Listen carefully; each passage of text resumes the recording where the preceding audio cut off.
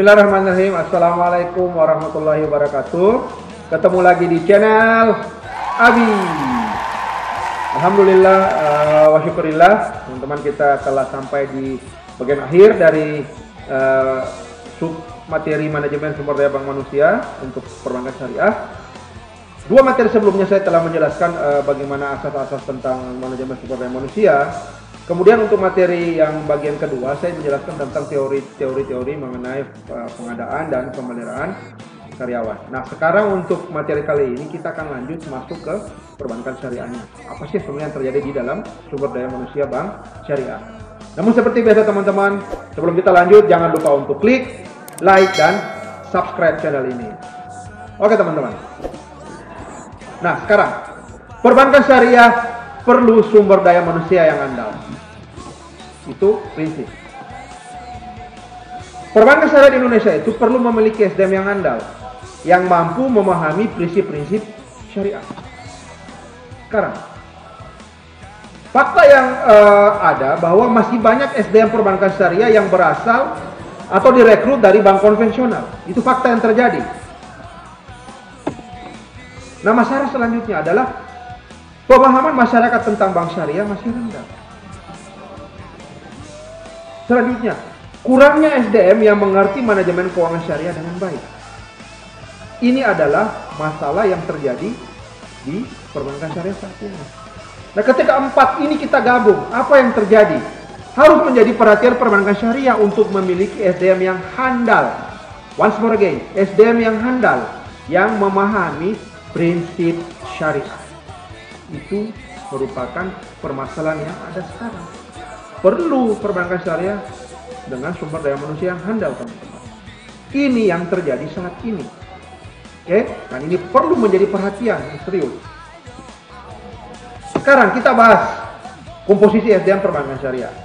Ini saya kutip dari laporan OJK untuk posisi Juli 2020. BUS itu Bank Umum Syariah.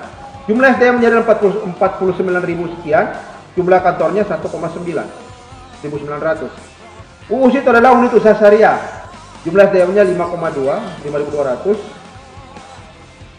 Jumlah kantornya adalah 3.389.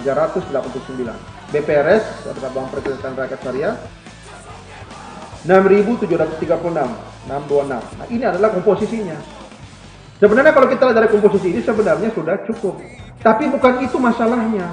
Banyak SDM, tapi secara kuantitatif tidak didukung ketersediaan SDM syariah. Ini maksud saya. Ini jumlah SDM secara umum, tapi kita bedah lagi apakah di dalam itu, ini mohon saya belum dapat data yang real, tapi ini dari seminar ke seminar masalahnya cuma ini. Ketersediaan SDM syariah yang betul-betul murni dari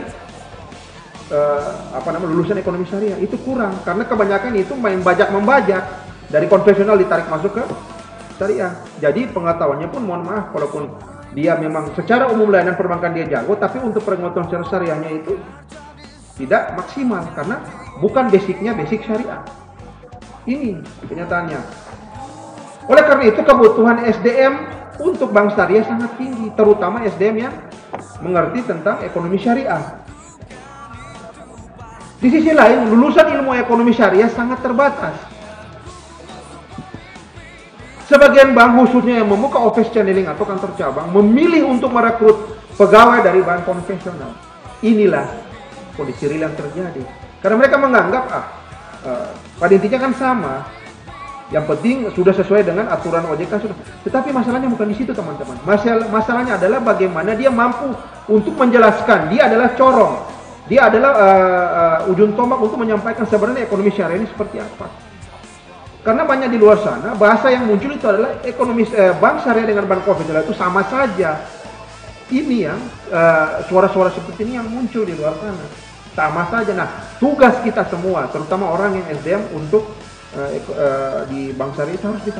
Beda, ada garis demarkasi yang jelas antara bank syariah dengan bank konvensional. Cara menyampaikannya juga pun harus bagus. Sehingga yang disampaikan audiensnya itu bisa paham sebenarnya. Ini adalah masalah yang serius, teman-teman, SDM. Nah, sekarang bagaimana sih kriteria sumber daya manusia syariah itu kayak gimana? Pertama, perilaku SDM syariah haruslah memiliki nilai-nilai ketauhidan dan keimanan. Mereka merasa diawasi oleh Allah Subhanahu wa taala.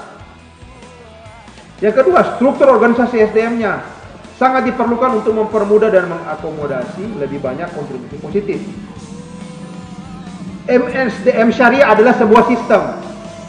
Pelaksanaan sistem kehidupan secara konsisten dalam semua kegiatan akhirnya akan melahirkan sebuah tatanan kehidupan yang baik. Jadi tidak semata-mata hanya pada ilmu, tapi dia sudahlah menjiwai.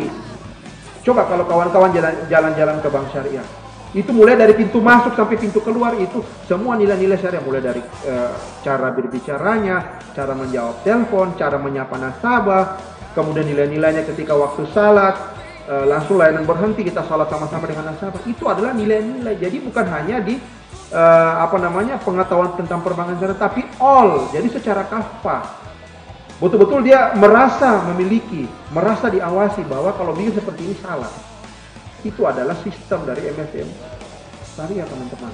Jadi kalau dia sudah membumi, dia sudah mendarah daging, maka secara konsisten itu akan melahirkan sebuah tatanan kehidupan yang lebih baik. Oke, kita lanjut teman-teman. Sekarang bagaimana kualifikasi dan standar SDM ekonomi syariah yang baik? Yang pertama, dia harus memahami nilai-nilai moral dalam aplikasi fikih muamalat atau ekonomi syariah. Ini wajib.